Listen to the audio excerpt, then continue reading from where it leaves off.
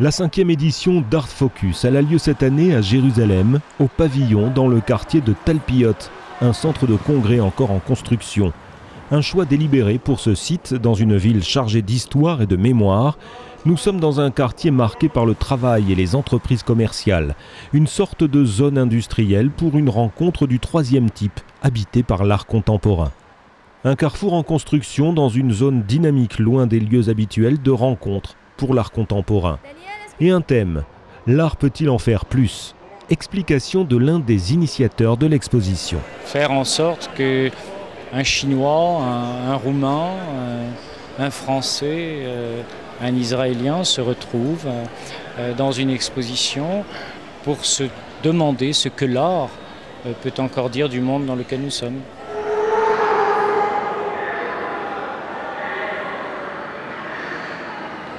Nous avons été donc deux à organiser le projet. Mon ami Ami Barak, qui est un commissaire d'exposition aujourd'hui, qui a vécu longtemps en Israël, et moi-même qui suis un conservateur de musée. Je suis l'un des directeurs du centre Pompidou à Paris. Donc nous avons visité des ateliers, nous avons visité des galeries ici en Israël, et nous avons également bien sûr travaillé avec des artistes de différents pays. La 5e édition d'Art Focus rassemble certaines œuvres typiques de l'art des utopies des années 70.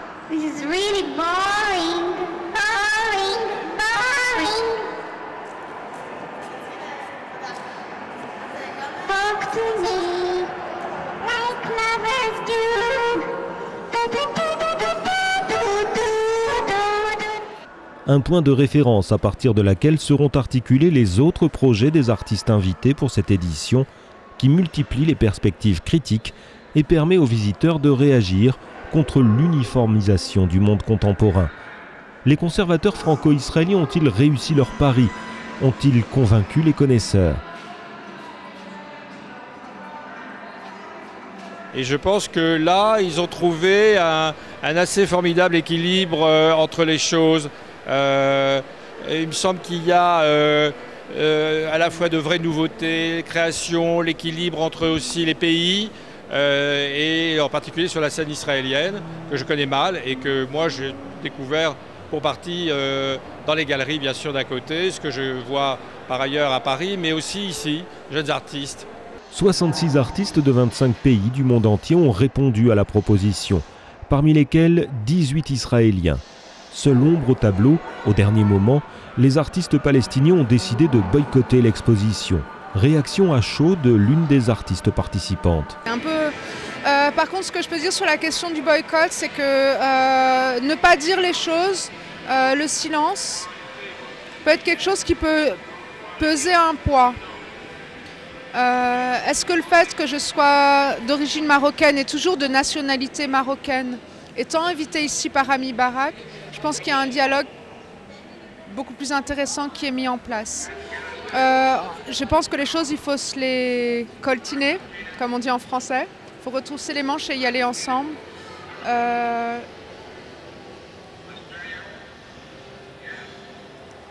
Et le titre de l'expo dit tout pour moi. Est-ce que l'art peut faire plus? Est-ce que l'art peut faire plus que la politique? Et en couverture du catalogue, une sculpture représentant le portrait de Karl Marx veut dire exactement ça. Après la politique, qu'est-ce que l'art peut faire de plus? Et moi, je crois vraiment en l'art.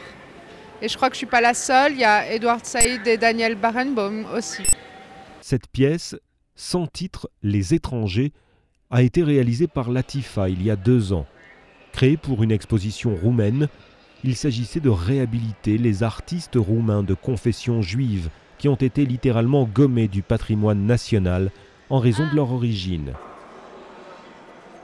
Conçue comme une série d'événements et de spectacles organisés autour de la création contemporaine, l'intention est ici de réunir de multiples pratiques, des esthétiques de divers horizons géographiques. Une exposition construite comme un processus ouvert qui démontre la vivacité et la diversité de l'art contemporain.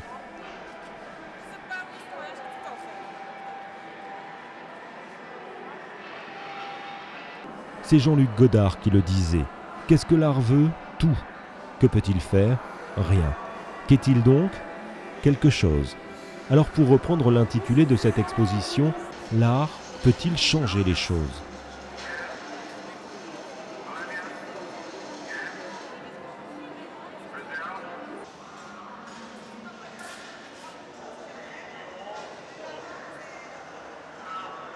À titre approprié, pour reprendre, pour faire un jeu de mots sur la question de tout à l'heure, à ceci près que tout aide à changer les choses, l'art sûrement, mais je crois beaucoup à l'éducation autour de l'art, parce que je pense qu'il est toujours très difficile de projeter, de jeter l'art sans, je dirais, précaution, c'est-à-dire sans dire un peu ce qu'il en est, autrement dit, laisser à celui qui voit et qui regarde le plaisir de découvrir et de ressentir, mais aussi quand même de lui donner les clés de la compréhension.